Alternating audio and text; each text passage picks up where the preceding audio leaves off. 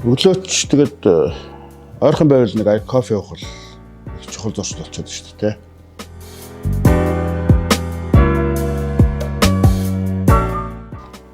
Гурван үг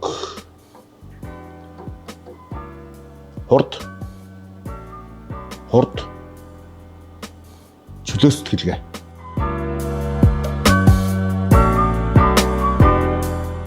Ан сургалтын зүйл бүх зүйл бусдад баярлах, гомдох, бусдыг баярлуулах, гомдоох, сэтгэл хөдлөлтөө автаж, бусдаас хүлээх.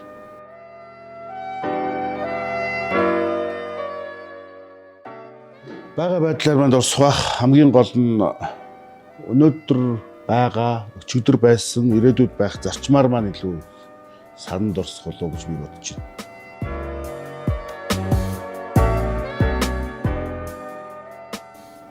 Сэтгэл хөдлөлөөр ханддаг ч гэсэн шийдвэр гаргахдаа заавал логик дарааллыг эрэмблэхийг хүсдэг.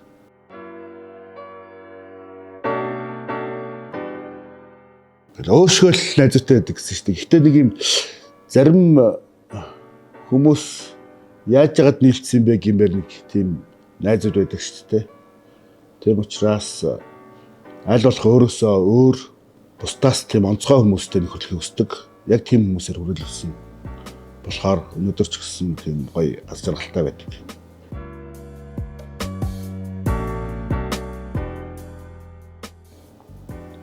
Өөртөө ярилцах. Ягаад гэвэл өөртөө ярилцж ээж шийдвэр гаргах, үйлдэл хийх бүх зүйл өөртөө дотор хүнтэйгээ ярилцсны үндсээр гарах ёстой гэж би боддог. Хэрвээ ганцаараа яриад явж ивэл өөртөө хорлож ийн гэж бодоорой.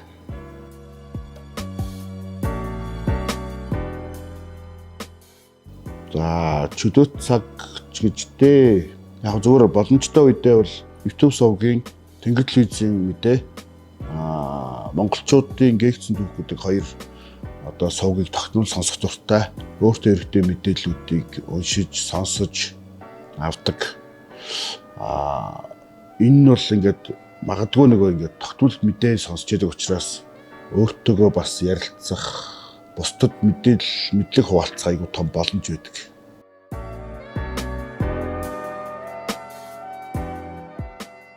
Шин зүйл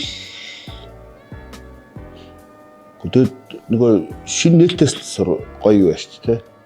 Жишээлбэл одоо ингээд чи дээр тест тоглож байхдаа би чамайг алдуулахаараа баярлаж байгаа шүү дээ. Нөгөө талд алдахаараа бас баярлаж байгаа шүү дээ. Би энийг ингэж авч болох юм байна гэдэг чинь бас нэг өөртөө хийж байгаа нээлт байхгүй.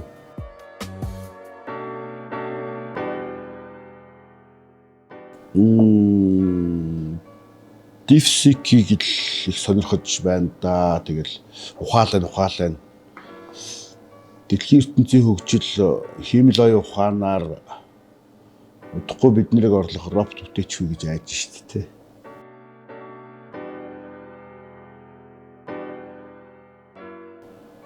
Өөртөө үнэнч байх ёстой. Магадгүй эргээд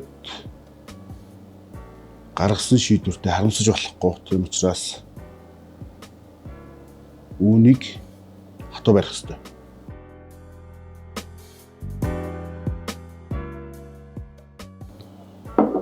Итгэл үнэмшил хүний амьдралыг утга учир зорилготой болгоно гэдэгт би итгэдэг.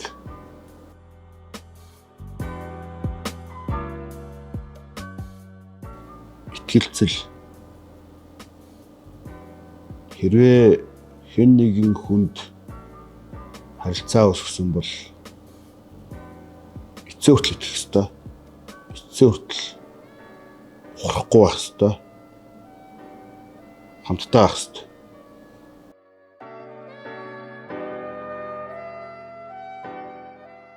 За энэ аль нь шүү. Зүн совиндоо итгэх хэрэгтэй. Бодит нөхцөл байдлыг зөвөр үнэлэх ёстой. Өнгөрсөн туршлагуудыг анзаарах хэрэгтэй. Бас эр зоригтой шийдвэртэй байх хэрэгтэй.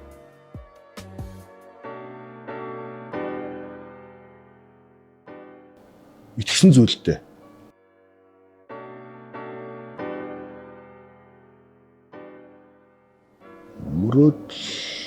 Тэгээд л мэдээж хүний мөрөөдөл гэдэг чинь зүйл чинь хязгааргүй шүү дээ. Мөрөөдлийг үгээр илэрхийлэх боломжгүй бах.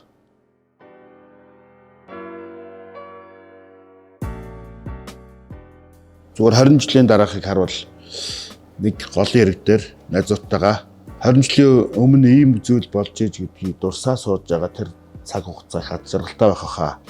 Ягаад гэвэл тэр дурсамж хизээч муу мухай зүйлээр буртаглахдаггүй харин аз жаргалтай хүсэл мөрөөдөлтөй тэмүүлэлтэй тийм цаг хугацааны дурсамж байх бол би итгэлтэй.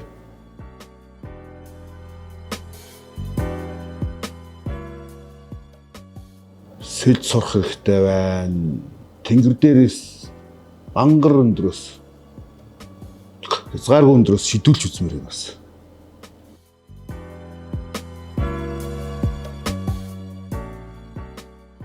Хамгийн хүндэлдэг хүн маань бол мэдээж ээж маань.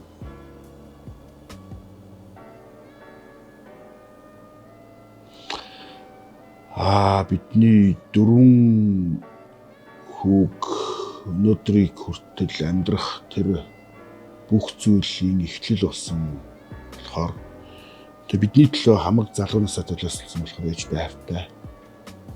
Бас ахтай хайртай. 3 тэнэг дүүгээ амьдрал төлөө олоход ингээд тус болох гээд урд замд маань тулгарч байгаа саалбар хичээлүүдийг даван туулахад туршлага золиос бүх зүйл болсон.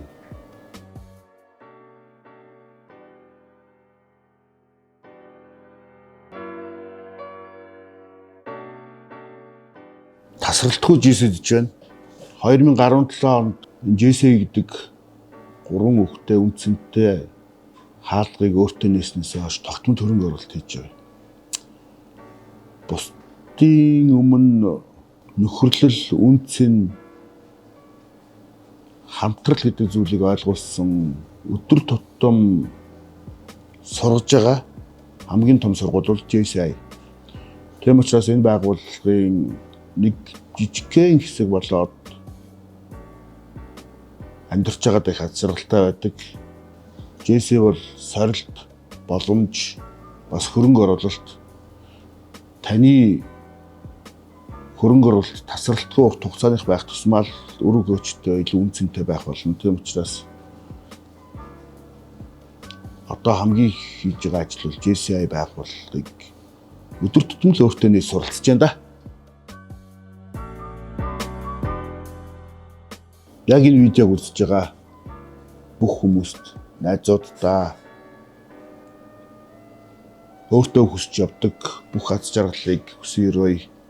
Тэгээд мэдээж энэ видео бол хамгийн ихэнд JCI Эрдэнэ салбар байгууллагын 2025 оны ерөнхийлөгчийн зүүсгүүд хүлээн авах өдөр та бүхний өмнө мэдчихэх болно. Тийм учраас миний энэ дурсамжтай сайхан өдрийг хамтдаа хаалцж байгаа бүх хүмүүстээ маш их баярлалаа. Аз жаргал хүсье.